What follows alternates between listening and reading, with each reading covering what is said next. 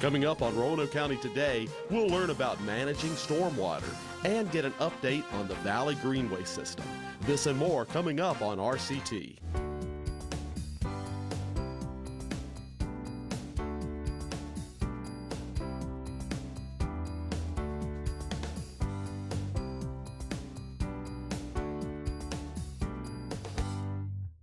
Welcome back to the show. Joining me today is Cindy Leakenhoker, Roanoke County Stormwater Program Manager. Welcome to our show. Thank you, Amy. Well, we are outside here. We have some rain behind us, so it's very appropriate to talk to you today about stormwater. Let's start with some of the basic facts. What happens to water when it rains? Okay, well, with all these impervious surfaces that we have created, rooftops, sidewalks, parking lots, we have prevented the stormwater the way to soak into the ground. So it runs off and it goes to the nearest storm drainage inlet or ditch, or even directly to the river in some cases. What is a storm drain inlet? Oh, I'm glad you asked that question. Okay, a storm drain inlet is a big opening along the curb line. It's actually a concrete box. Under or at the bottom of that box is a pipe, and the pipe goes directly to the nearest receiving creek or stream. The stormwater that gets to that box is not treated. Okay? So that means that whatever we're doing on our lawn or out in the street, let's say we're leaf blowing and we blow right straight to that drop inlet. First of all, you're going to clog the inlet and cause some street flooding, but the leaves that do get out through the pipe are going to end up in the nearest creek. So let's say you're putting your pet waste down that inlet. Now you got bacteria going straight to the creek. You're pouring your oil in the drop inlet. It's going straight to the creek. So we would remind folks, please don't do that. In Roanoke County, it's an illicit discharge, as in it's illegal. It's a $2,500 a day fine to put anything in the drop inlet other than rain. And how has stormwater affected our waterways here in the Roanoke Valley? Well, stormwater is responsible for our impairment.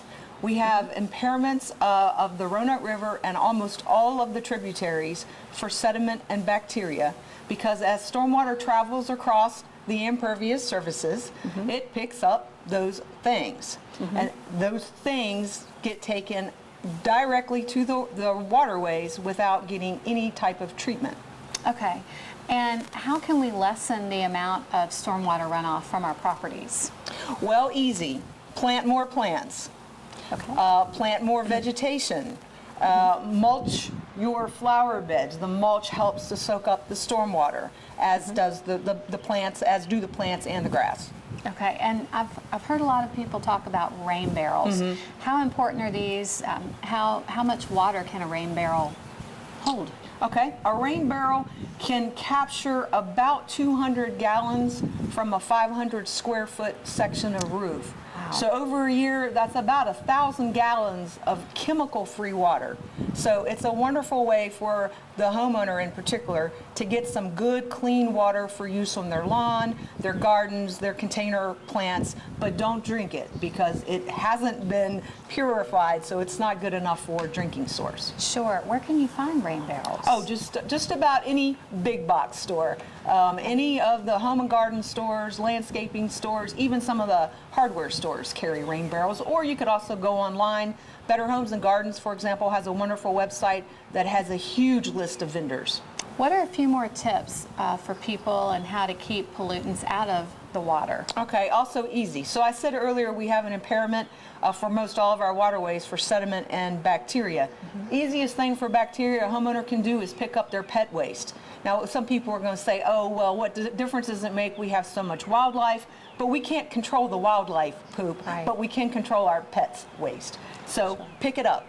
The other thing is you can mulch mow and put all your grass clippings back into the soil. It gives a natural source of nitrogen, or you could use your clippings and your leaves on a compost pile. If you are a do-it-yourselfer and you change the oil in your own vehicles, put a pan underneath, catch it, and if you spill some, get it up with kitty litter, sweep the kitty litter up, put it in the trash. Easy stuff. Okay, those are some very easy tips. And if people would like to find out more information, where can they go? They can go to the Roanoke County website, roanokecountyva.gov/stormwater, and they can also keep their eye on their mail because late in April we sent out the stormwater newsletter for all residential addresses. So everybody should have one. Great. Lots of good tips and Absolutely. information. Absolutely. Thank you for being here with us today. Thank you. It was good to see you today. Okay. We'll be right back. Have you ever wanted to find a book, read the latest issue of a magazine, or do research at your local library on a Sunday? Well, now you can. Our South County and Vinton libraries are now open from 1 to 5 on Sunday afternoons. This means that you'll have access to our extensive collection of books, DVDs, and audiobooks, as well as our library's many computers and, of course, our friendly, helpful staff. We want to be part of your Sunday afternoons. For more information, contact the South County or Vinton libraries. Welcome back to Roanoke County Today. My name is Brian Klingenpeel, and I'm the Community Outreach Coordinator for Roanoke County Fire and Rescue.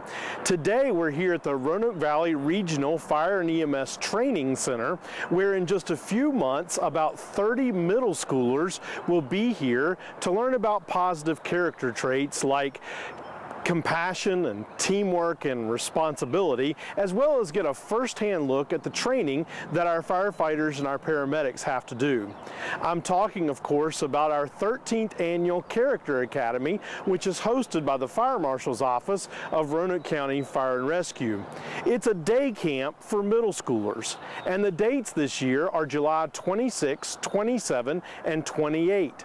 The times for camp are from 9 a.m. to 4 p.m. each day, and our home base is at the Fort Lewis Fire Department, located in the western end of Roanoke County. The cost is $30, and that includes lunch each day for each camper, as well as 2 t-shirts. On the first day of camp, we'll spend almost the whole day right there at the Fort Lewis Fire Department, where we'll do some exciting things like explore the fire station, explore the fire trucks, flow water from a fire hose, and learn a little bit about fire safety. On day 2 of the camp, we come here to the Fire and EMS Training Center, which is one of our biggest days. It's one of the most exciting days of camp because here the students will learn some about CPR. They'll get to go inside the burn building, which you see behind me. We'll have a cookout here on the grounds of the training center. And perhaps the highlight of the whole day is the students will get to descend a zip line, which runs from the top of the burn building to the ground. And we'll also do some team building exercises that day as well. On day 3 of the camp, we go to Splash Valley, located at the Green Ridge Recreation Center, where we'll just swim and have some fun before going to tour the Roanoke County Fire Administrative offices as well as the 911 Center. This camp is open to any middle schooler in the region. However, there are only about 10 spots left. So if you would like to sign a camper up for Character Academy 2017, please call me, Brian, at 540-777-8718, and I'd be happy to send you the registration forms. The deadline for registration is June 1st. We are looking forward to another great year of camp at Character Academy, and we hope that you and your middle schooler can join us. Roanoke County Today will be right back. Stay up to date with the town of Vinton. Visit vintonva.gov and sign up for the Newsflash, Notify Me, or Emergency Alert features. Newsflash will inform users of what's happening in the town, including street closures or water line breaks. With Notify Me, citizens will receive information on activities, events, and even job postings. Emergency Alert can keep you informed in the event of an emergency or disaster in the region. Alerts can be sent to landlines, computers, cell phones, or wireless PDA units. Sign up today and be up to date with the town of Vinton. Welcome back to the show. We're here today at the Department of Social Services talking with Joyce Earl, Director, and Danita Tucker, who is a Senior Family Services Specialist. Welcome to the show, both of you. Thank you. Yeah, so Joyce, first start off by telling us a little bit about the Department of Social Services. What do you do here? The department is here to strengthen families in our community, and we do that with 2 different sides of the house. The benefits side, we have folks that determine eligibility for SNAP and Medicaid programs and TANF and energy assistance. And the other side of the house are our family services specialists. and they work with families in the field with Child Protective Services, Adult Protective Services, foster care prevention. Okay, you have a lot of things going on within your building for sure. We sure do. A lot of important things. Now, Danita, you won recently a very exciting award called a Golden Halo Award. Tell our viewers a little bit about the award. The Golden Halo Award was created in 2008 to recognize and honor outstanding contributions to the cause of child abuse prevention. It was created by the Children's Trust of Roanoke Valley, and I was nominated in the category for social services. Wow, congratulations. Thank you. I know that's a very exciting thing.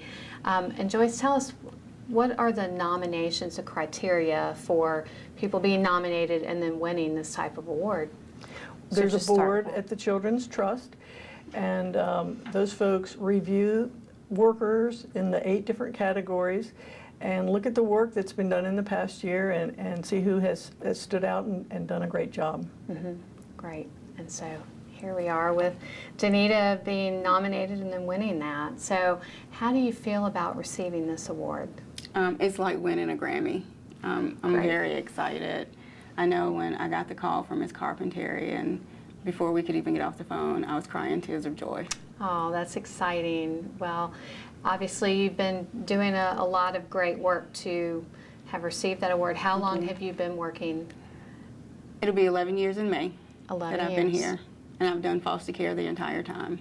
Okay, so you were recognized for all this hard work. Yes. That's great. Thank you. And Joyce, what do you want people to know about Danita and her service in the community? Danita is well respected internally here with staff and in the community. She's trusted. She does a great job. She's been with the department, like you say, next month is your anniversary of 11 years, and I couldn't be more pleased that Danita is receiving this award. That's great. And you were telling me earlier that this department has received how many Golden Halo Awards over the years? We have received awards 7 years out of the 9 that we have had the Golden Halos. So that's something to say for the department and the workers and the work they do. I think it speaks well of the department and the job that everybody does, meeting the requirements of the state and locally in our community.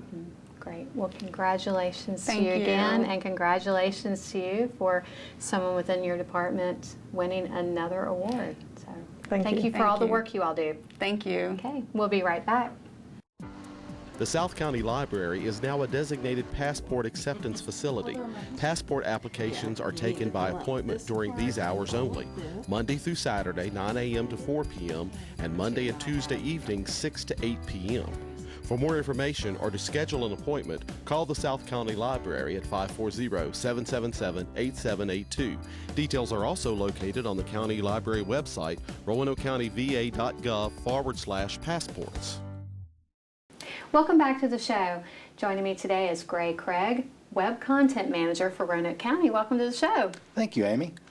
Well, we have something very exciting going on here in the county. Tell us a little bit about this.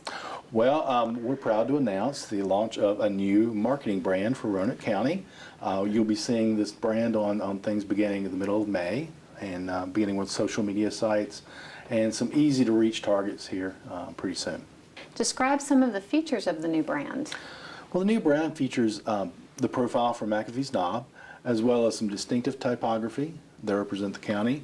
The colors, the green for the nurturing and the nature part of the county. The blue represents the kind of field and the Blue Ridge Mountains in the area, as well as the sky. Okay, and how was the brand designed?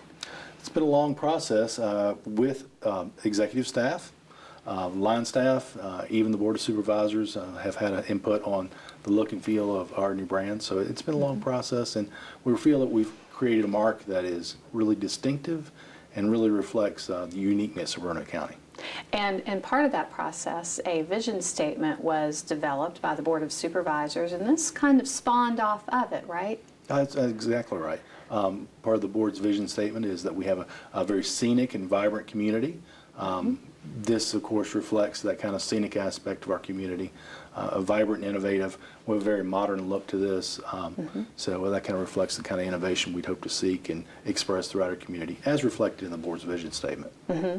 And why did you feel like this was a good time for a change? Well, using McAfee's Knob in particular is very reflective of other efforts in the state for state marketing, outdoor recreation, Visit Virginia's Blue Ridge. All these organizations are devoted to bringing people into the valley for the Appalachian Trail, for outdoor recreation. And we felt it was a really good time to highlight a really scenic icon available only in Roanoke County. How will people begin seeing this new brand?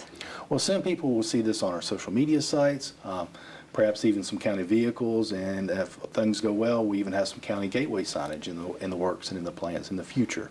So as we go along, we'll be using this as we through attrition, and so you'll begin to see this mark kind of become prevalent in the things that the county does on a day-to-day basis, really to reflect the service levels of the county. And so I really hope that everyone can embrace the mark the way staff has. Great. Well, thank you for sharing this information. I know our viewers will be interested to see this new look and how it will be incorporated into the feel of Roanoke County. So thanks for sharing this. Thank you. Okay. We'll be right back. April showers bring May flowers. It also brings a great time to start using a rain barrel. A rain barrel catches rainwater from your roof gutters, and the clean, free water can be used on gardens, lawns, and for outdoor cleaning. Rain barrel water is free of chemicals. It reduces your water bills, and it's good for the environment. You can buy a pre-assembled kit, or you can build your own with materials from a hardware store. Learn how to start saving money and the environment by using a rain barrel today. Contact the Clean Valley Council for more info. Welcome back to the show. Joining me today is Chief Hall with the Roanoke County Police Department. Welcome to the show. Hi, Amy. Nice to be here. We are talking today about a new facility that the police department is operating out of. So first tell us where we are located. We are on the campus of the Cave Spring Middle School on Brambleton Avenue at Ranch Crest with the new South County substation that the police department has recently moved into. Okay, and what is involved in the substation? What duties get carried out here? Essentially, this is a workspace for our personnel who are working in the southern part of the county to use during their tours of duty. As you know, our main station is in North County. We cover 250 square miles. So it's inconvenient for officers that are working this area of the county to get back to the main station in an efficient manner. You know, when they need to do things like use a regular phone, get on a hardwire computer, process evidence, administrative things like that. This facility provides them a space to do that while keeping them close to their assigned patrol areas. Okay, and why this particular location? We had our former location was up the street from here along Brambleton Avenue, and that facility had reached the end of its useful life. So we were looking for a new place. There's certainly a great deal of cost involved in building a brand new facility. So the school board had this building available. It was no longer being used. They offered to transfer it to the county for our use as a substation. So the school board helped us out. It put some police presence on a school campus. Certainly saves some taxpayer money in terms of a construction project. And I'm sure businesses along Brambleton Avenue appreciate this as well. Sure, we work closely with the Brambleton Avenue Business Association. Our former substation was in the same area, so it keeps the presence here along this important area in the county. And have you had any feedback from officers who use this facility or from the public? No, it's primarily an officer facility. There probably hasn't been a whole lot of public contact with it, but the officers who were used to using the facility that was well past its useful life are very happy to be in a new facility with much better equipment. Sure. And it is accessible to the public in certain times. If needed, they can come to talk with officers? Well, this is not a staffed station.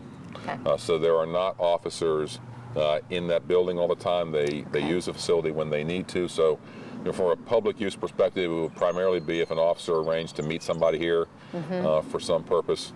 It's not, again, a 24-hour staff facility. Okay. So we want to make sure people understand that if they need any police assistance, the best way is to contact the police department or 911. Call 911 and we'll respond to wherever that help is needed. Okay. And are there any other substations in the county or any future plans for any? There aren't any currently, and there aren't any plans, in the immediate future to do that. It's really all based on workload and where resources need to be. This provides a place for officers to work, and as I said, keeps them closer to their assigned patrol areas as opposed to having to drive back up to the northern part of the county. Sure. Okay. Well, thank you for sharing this information. I know the school certainly appreciates having the police presence as well as the businesses in the area. So thanks for sharing more information about it. Sure, thank you. Okay. We'll be right back. Have you ever had an emergency? Immediately, you call 911, and for that instant, all you can do is put your life in the hands of the men and women who come to save the day.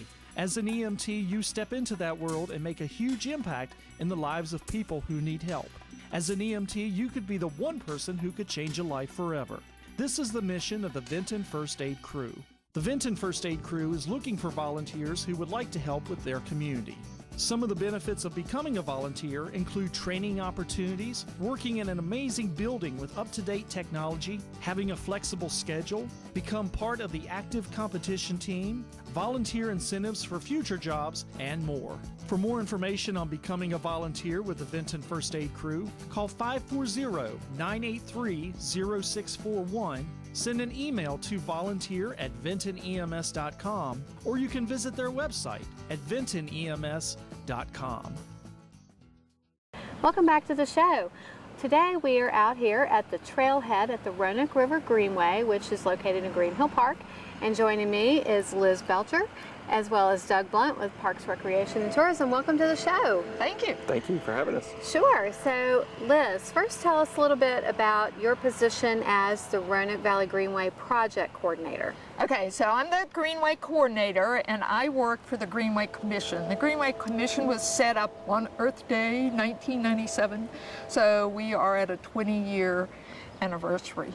And it was set up by the 4 local Roanoke Valley jurisdictions, the city, the county, Salem, and Vinton. And last June, Botetourt County joined the Greenway Commission. So we now have 5 jurisdictions. What I do is I try to work with the localities to help them on planning the Greenway routes, getting funding, money to build the greenways, and also coordinating volunteers for components of the project that volunteers can do. Well, we are here at the trailhead, so tell us, what are some of the features on this section of the Greenway? So this section in Green Hill Park is 0.8 miles long. Green Hill Park is really so well loved throughout the community. It has a huge amount of wildflowers along the Greenway. This kiosk here at the trailhead was built by volunteers. The volunteers built the bridge that's in the middle and paid for it. And the volunteers built the arbor and the trailhead at the far end, as well as the kiosk for the trails. So volunteers built the trails. There's 2 miles of hiking and mountain bike trails in addition to the Greenway. But the Greenway offers a paved surface off the road, and so we get a lot of young children, strollers, people who might have some mobility issues love to use this Greenway because the park itself provides access to the river and picnic shelters, and there are a lot of events here, so you can sit on the benches and just watch what's going on. And how many miles are there in the system? So in the total Roanoke Valley system, there are 280 miles, which includes 26 miles of paved greenways, and then a lot of bicycle connections, 166 miles of natural surface trails, including the 2 miles back here. But we just got Botetourt County, and Botetourt County has 380 miles of existing trails. Wow. So as we update the Greenway plan, which we're doing right now, we're trying to incorporate Botetourt's tremendous amount of facilities. Doug, there's a new handicap access fishing pier. Tell us why that was needed and who was responsible for the construction. Well, we're real excited about this project. This is this handicap fishing pier had been at Green Hill Park for a large number of years, but due to flooding, the pier had been washed out over time. It was a wooden pier. So this was a project that we were real excited to put back in as a part of our capital maintenance replacement program, to where we had a new fishing pier that was designed. It was a concrete fishing pier to where it could withstand the floodwaters. Had removable railings, so we were able to go in and remove that when we're anticipating some type of flood with the Roanoke River. The project was designed by Balzer and Associates and was built by Poly Excavating, and it's just a tremendous project. What we like about it is that all citizens are able to fish here at Green Hill Park now. And how does Roanoke County Parks Recreation and Tourism support the Greenway system? Well, it is definitely a partnership, not only working with Liz, but working with the other jurisdictions. We apply for grants together. We certainly help provide maintenance of whether it's greenways or trails within the park.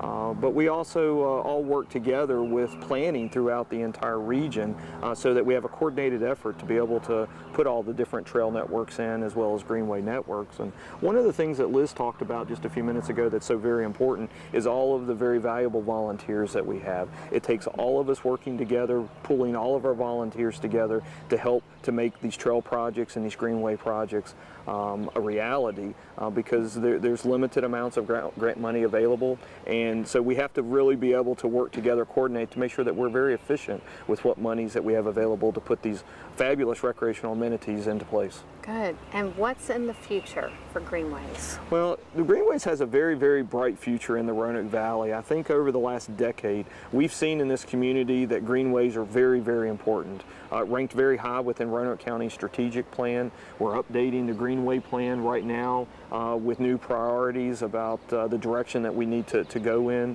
I think as we work, all the jurisdictions work with Visit Virginia's Blue Ridge, and this really scratching the surface and beginning being an outdoor destination, I really see our trail system and our Greenway network being able to expand and really being what the Roanoke Valley is being known about. Roanoke County has currently got 3 different Greenway projects. We have our West project, our East project, and then the extension project across the Roanoke Valley Resource Authority landfill property. So we've got 3 projects that are currently either in final design or beginning design, that over the next 5 years I think you're going to see a much different greenway system in Roanoke County because of these projects and the funding that we've been able to get from state and federal sources. So we really, I mean, to build on what Doug is saying, we're seeing soon that we will have Roanoke River Greenway connected from here, from Green Hill Park to Explore Park. And that is really a tremendous opportunity for the region. So each locality is working on their piece. As a Greenway coordinator, I only help them, but the localities actually getting the construction done and doing the maintenance. So Salem is anticipating building a new Greenway bridge at Eddy Avenue that's starting this summer, and another piece over behind Cook Drive, and the city's already going to construction on a piece at the end of Area Way. So we're seeing all of the localities try to get this project finished, and to have a Greenway and really a Blueway for 25 miles through the valley is a tremendous opportunity. And where can people find out more information about Greenways? Well, we have the Greenway Commission has a website that they do with Pathfinders for Greenways. It's called greenways.org. But each locality also has their own piece. For instance, the city has Play Roanoke, and they just put up some new maps for their trails and greenways. And of course, the county has their website for all of their parks and rec stuff, Salem. And so I would encourage people to look at each locality as well as at greenways.org, because sometimes the localities have more recent information on their sites than we actually do. But thank you both for being with us today and sharing all the information, and I look forward to talking with you again soon. Thank you. Okay. Thank you. Thank you. We'll be right back. Volunteer firefighters respond to all types of emergencies. Volunteer firefighters fight fires. Volunteer firefighters save lives. Do you have what it takes? Visit RoanokeCountyVA.gov/FR volunteer or call 540-777-8706 to become a Roanoke County Fire and Rescue volunteer firefighter.